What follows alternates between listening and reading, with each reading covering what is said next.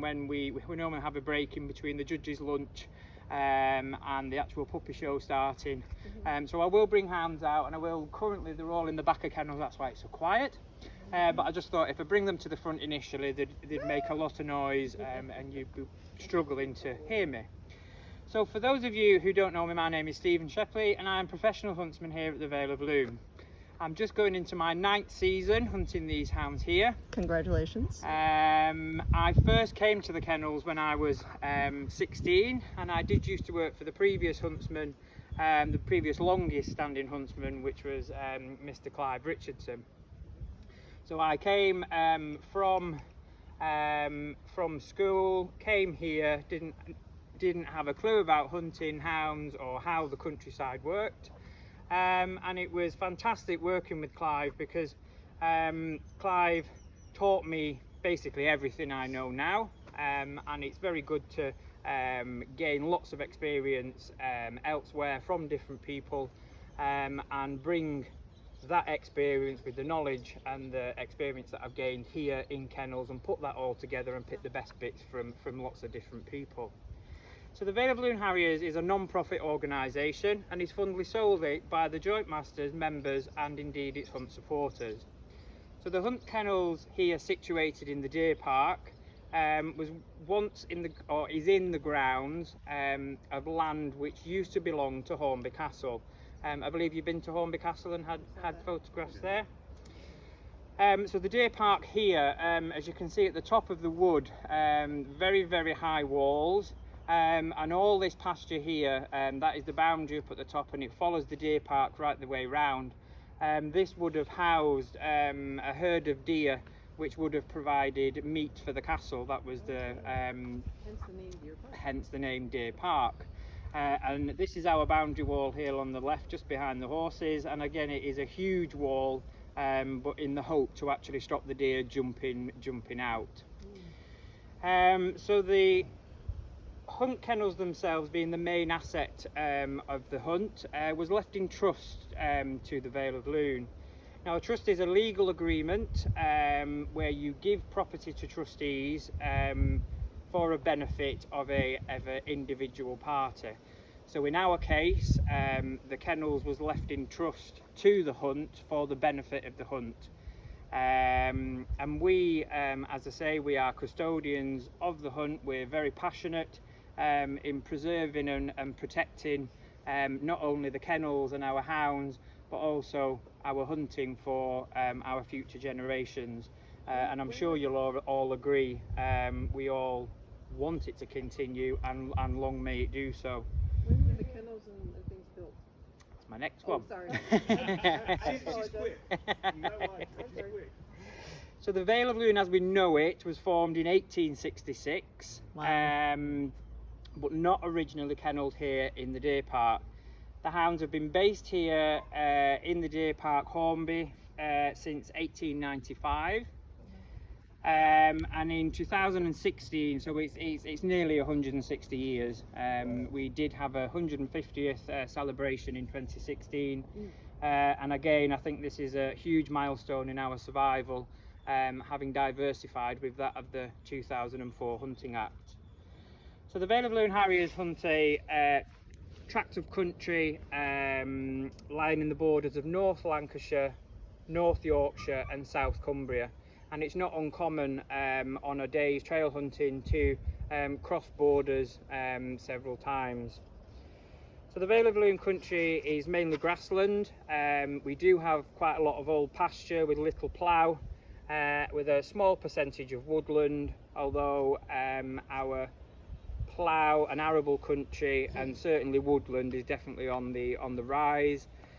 And I can honestly say that whilst encroachment of modern life has caused various problems, i.e. the motorway, railway, the country isn't certainly what it used to be, but we still definitely maintain our same traditions, values, same hunt dress, and hounds still meet twice a week from normally the end of September right through to the end of February. So during the hunting day, you will cross a wide range of country. and this does vary of grassland, moorland or fell.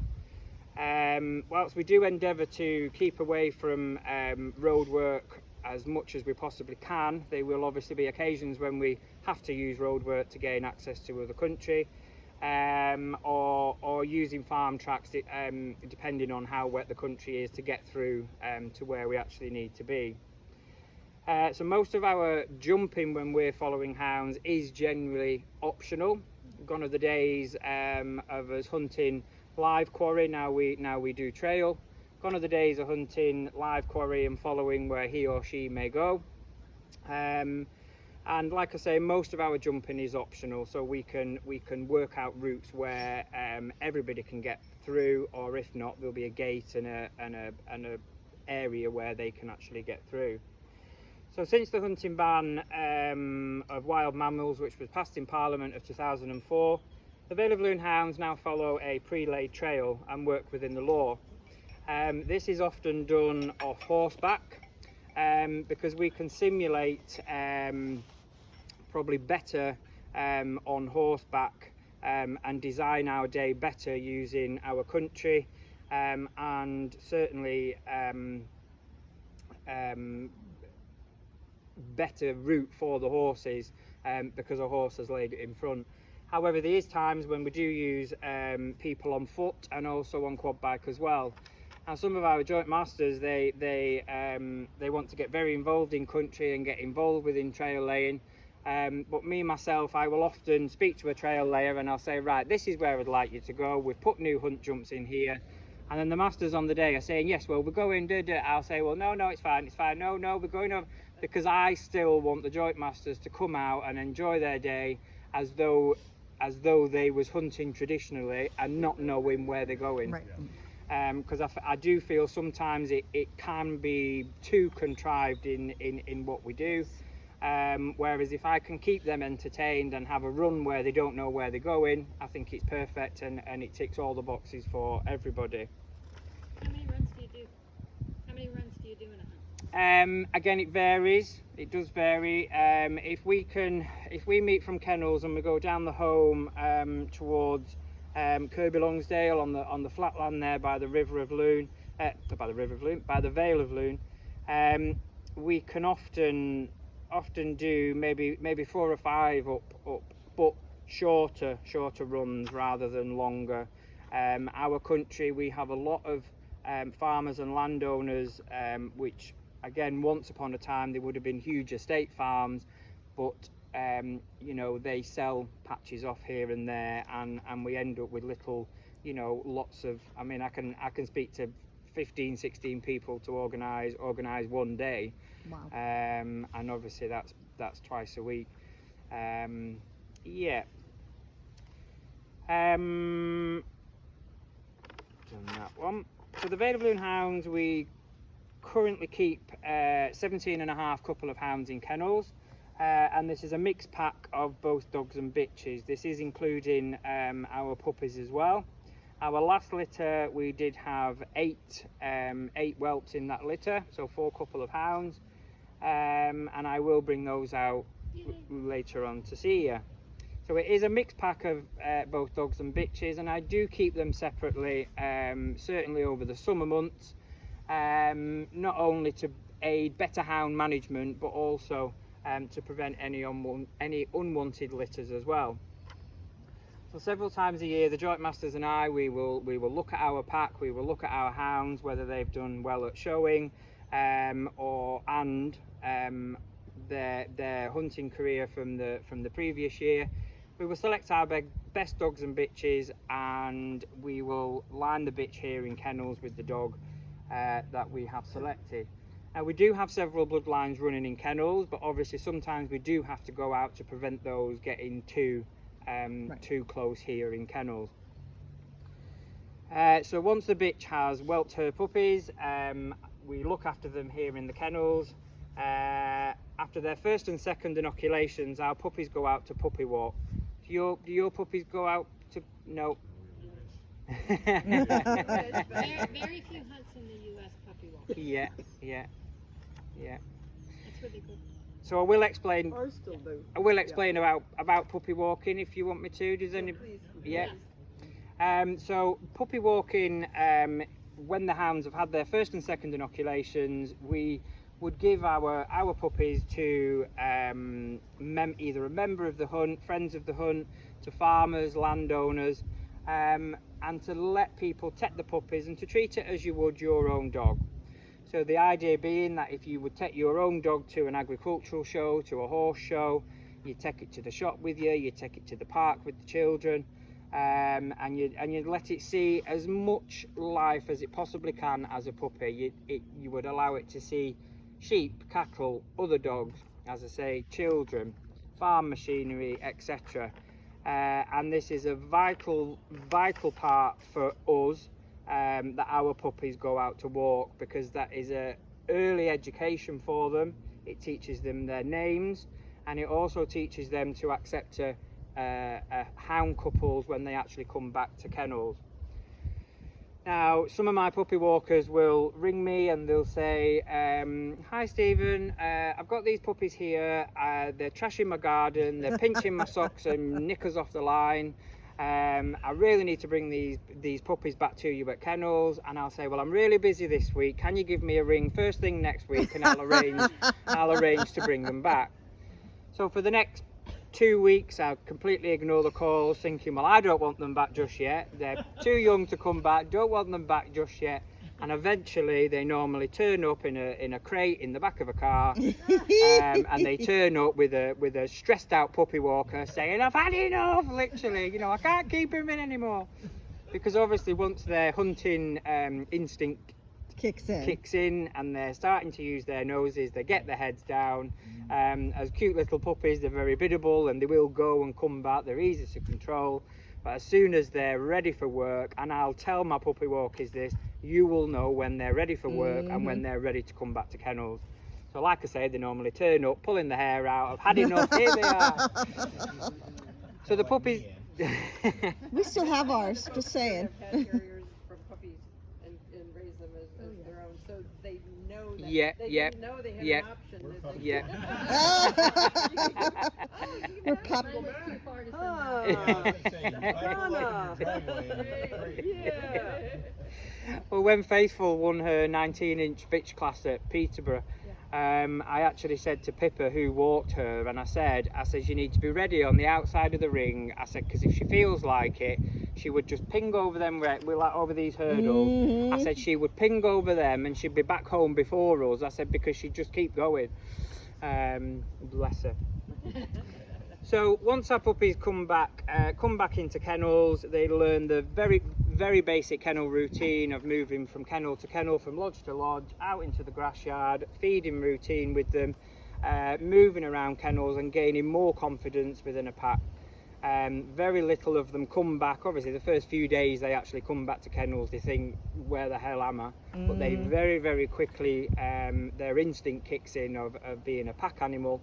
And they very, very quickly learn the ropes of moving around the kennels. So the puppies then are put on hound couples, which is obviously a leather collar with a chain link in between the two. And I always say to people that this isn't to teach the hounds to hunt and to get their heads down and to do their job.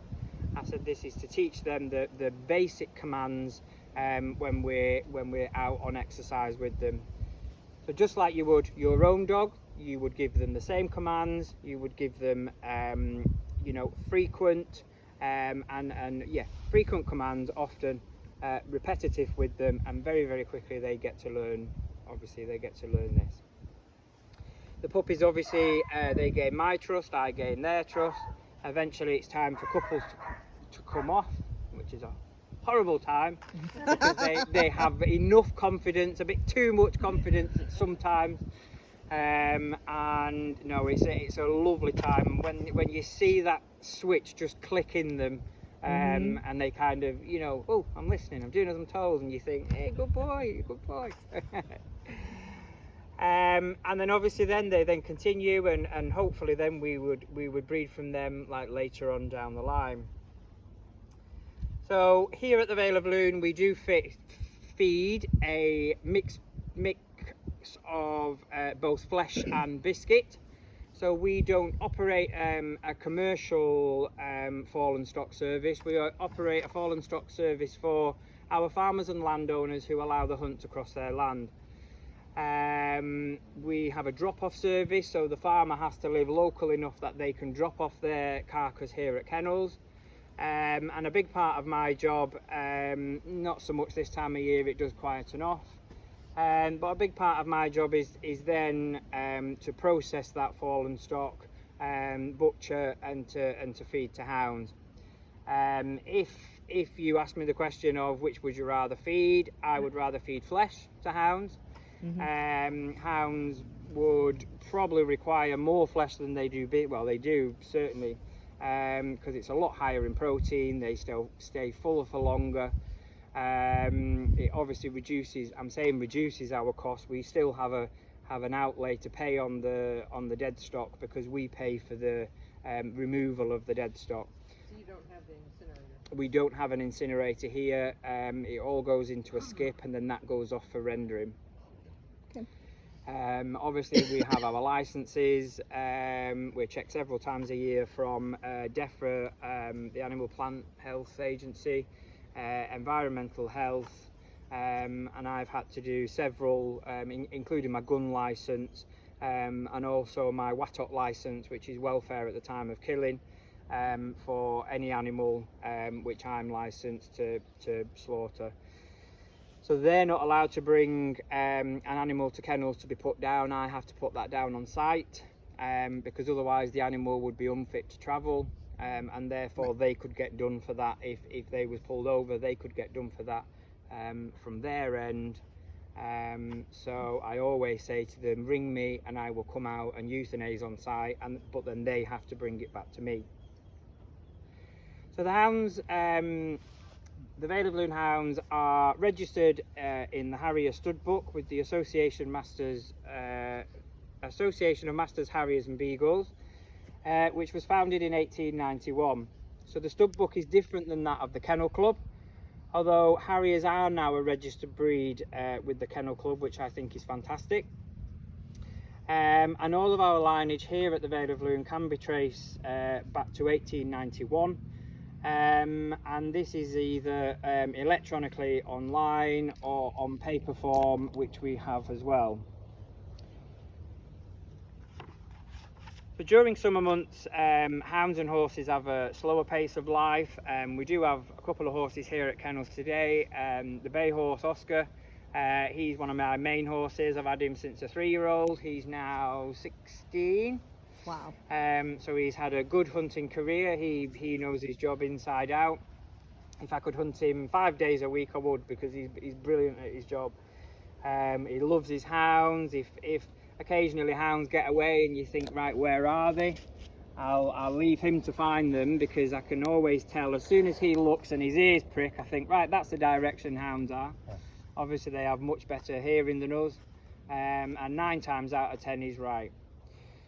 So the horses generally do go away from kennels. He's actually been here all summer. I do have another couple of hunters. They're completely away at grass, and they have a quieter time over the summer months, with the exception of hound parades. We normally do in between 10 and 15 hound parades over the summer months, and again, this is a fantastic opportunity for us to meet the general public. A lot of our hound shows where hound parades where we go to are often kind of on the outskirts of big towns as well. So we often get, the majority of people coming into the shows are people out of the town. And this is, again, it's a fantastic way for us to get to speak to people and get to talk to them about our hounds, our horses, what we do, who we are. When you the hounds are not bloodthirsty. Exactly, yeah. We get the kids in, we get mums and dads in. We always say to them, please avoid bringing your ice creams in to see hounds. I never forget doing a hound parade, and there was a tiny little rope barrier. It wasn't a substantial barrier to stop hounds getting out. Thankfully, there was that many people around the ring that hounds just kind of stayed on the inside of the people. and there was a tiny little tot in a pushchair, and she had this big ice cream. It was huge, and she sat there like this with her mouth wide open, because she'd obviously never seen anything like it before, and she sat there with her whole mouth wide open. And we goes round again, and we comes back, and I kind of looks over, and she was still sat there, mouth wide open, ice cream cone in her hand with no ice cream on the top. And I thought, well, that wasn't her that's eaten that in that whole time. That was obviously a hound whizzing past and going. Or another favourite of mine was we was doing one up at Kirby Longsdale actually, and we'd gone past the WI tent, and the hounds went, 2 or 3 hounds went in, came back out the other side, and there was chocolate eclairs this big in their mouth, and there was all the women coming out going, "Your dog's just pinched."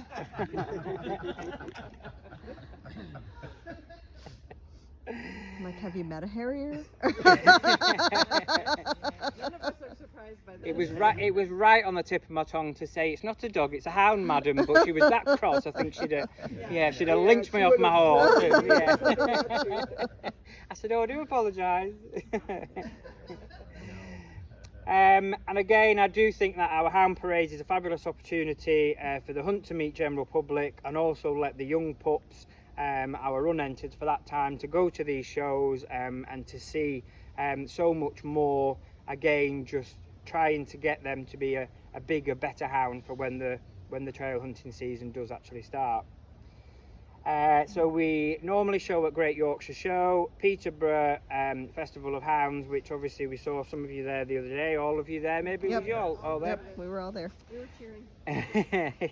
And also Rydale Sheepdog Trials and Hound Show later on in the year. Obviously competing against other packs for Best in Show. I have talked about hound breeding. Obviously several factors that we do look at, which I'm sure you're the same as well when you're looking at breeding or considering breeding from certain hounds that you have in kennels. Not necessarily in any particular order.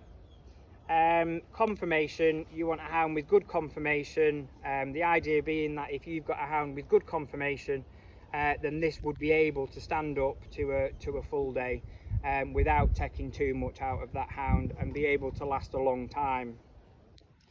So obviously your conformation is structure, how the hound is built, and as I've said, a hound with good conformation will last for many years to come.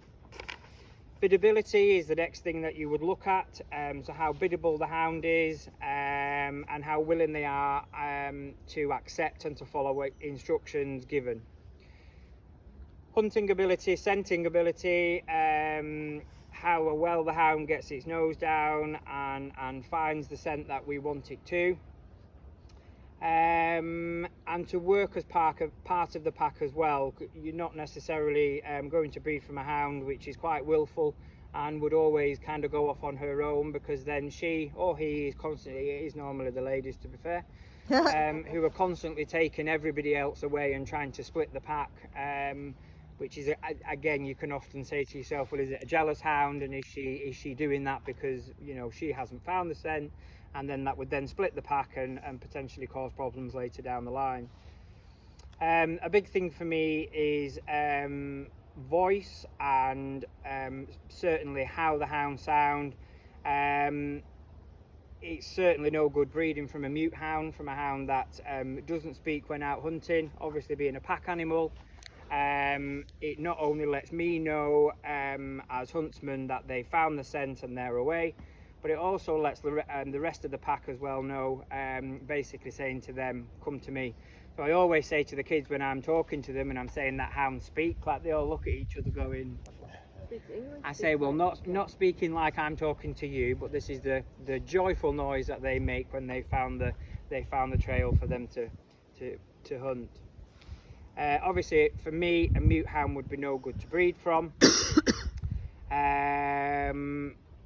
Nor would a babbler. Nor a babbler, definitely not. And I think it's very important to breed hounds that suit your type of hunt country. Over the years, I think we have bred hounds. We have used foxhound in the past, in our hounds in previous years, but again, some of our country has quite big walls. We have a lot of wire in our country, and there's nothing, you know, nothing worse than a day when you have to keep looking for hounds which are either sat behind a wall. I did used to have a hound that could jump out of these kennels here. If he hit the right angle, there's a small wall at the bottom, and if he got his back feet on it, he could then project up and over. And often I would leave him here at Kennels. I'd draw my hound, I'd put them on the hunt truck, I'd put horses on, set off down the drive, going through the village. I'd look in my mirror, there he is, and he'd be galloping through the village flat out. Take him out hunting, and the amount of times I'd lost him in a wood, and he'd be sat behind a big wall. I mean, give him like big walls, but he'd be sat there, you know, oh, Dad, where have you gone? And I think, well, this is half the size of the wall that you get out in Kennels, but he couldn't do it on a day's hunting. He actually went off to a drag pack, because again he was too big. He was an appendix C, but he was too big. Lovely hound, but he was massive. Forgot where I was going with that. Biddable. Oh, but yeah, breeding hounds for your country. I think that's what I've moved on to. And again, for me, big believer is that there's no point in breeding hounds, perfect hound for the show ring, if they lose their ability to use their noses and to trail hunt. Which all of our hounds work. They all go out and work. Obviously, with the exception of older hounds and hot bitches, etc. When they're in season. So I'll go and get some hounds, or if anybody's got any questions that they want to ask now. When you parade, are you parading like before the races, or are you parading just like a community event? Yeah, we have done races before. Cartmel race course up in the Lake District, lovely show. Again, we'd always do the hound parade. We'd get everybody in to come and talk to. And then the hunt horses would then always take for the steeplechase race. We would always lead the horses down to the start line, which again, I suppose traditionally that has always been done. We don't do any races anymore. It's normally like agricultural shows, county shows, game fairs, things like that. Yeah. I do a lot with our local pony clubs. Again, being in 3 different counties, we have several different pony clubs within the area. But just try to branch out to like our local schools. I've been down to the local school in Hornby with hounds and the children, and tried to get, I'm not saying get them involved at this point, but just to get them to see hounds. Well, now every time I ride the horses out, I'm stood outside the school for 3/4 of an hour because all the kids are going, Stephen, shouting me and waving. But again, it's valuable to actually talk to, especially to our children now, is to talk to them and to get them to think more on our way of thinking. If hunting is going to continue, this is one thing I said when we came here, is if hunting is going to continue, we have to modernise our way of thinking. Because not everybody likes it. I'm not saying it's all good to accept it, but to continue doing that and upsetting everybody, getting more convictions, for us it's just a case of, we want to keep under the radar, doing what we're doing and trying to preserve, obviously, not only our beloved Harriers, but trying to preserve our way of life as well. Definitely. So the number of Harrier or hounds you have right now, is that ideally what you would like to keep, or is it? For me, I would like more. We had a brief period where we looked at hunt finances and reducing hunt finances, and initially they stopped me breeding hounds in kennels for a couple of years. But that then, in looking back, it takes so long from a To get it. pup There's to a gap. working hound, a huge gap in between. We are split virtually 50-50 with the dogs and the bitches, which is fine. But then when your bitches start to come in season, it generally brings everything in season. Yep.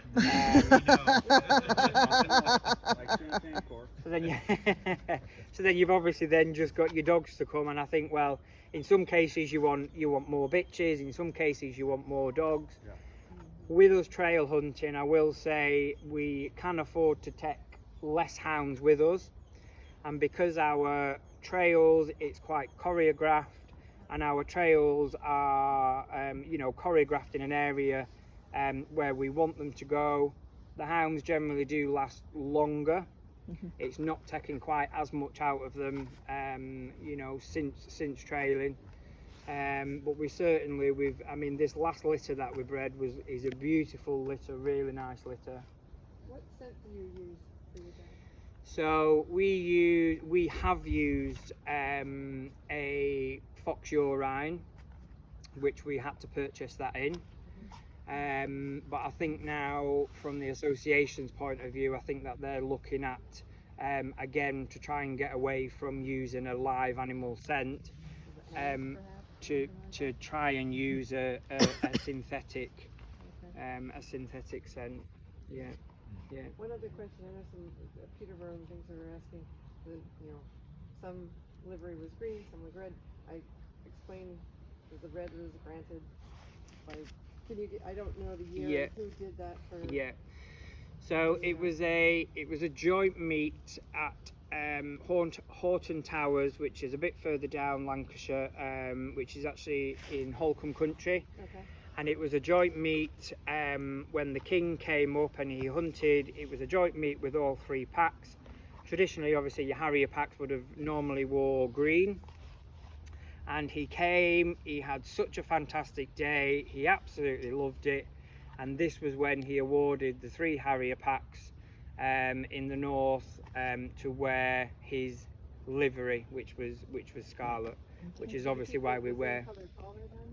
From previous, or was that? So we have green, the Holcombe stay red, Right. and the Pendle is yellow. Okay. Yeah. Thank you. Yeah. Which king is that, by the way? Or the time frame-ish? Oh, I do. We can probably look it You up can and give probably us a look it year. up, but I was just curious. Yeah. Was it the 1800s or was it the 1900s? Pass. Alright, that's right. I was just curiosity. The Holcombe would definitely be able to tell you, because they obviously, yeah, So they know yeah, how it came to where Yeah. Charlotte. yeah. Any other questions? Let's see how. See how. All right.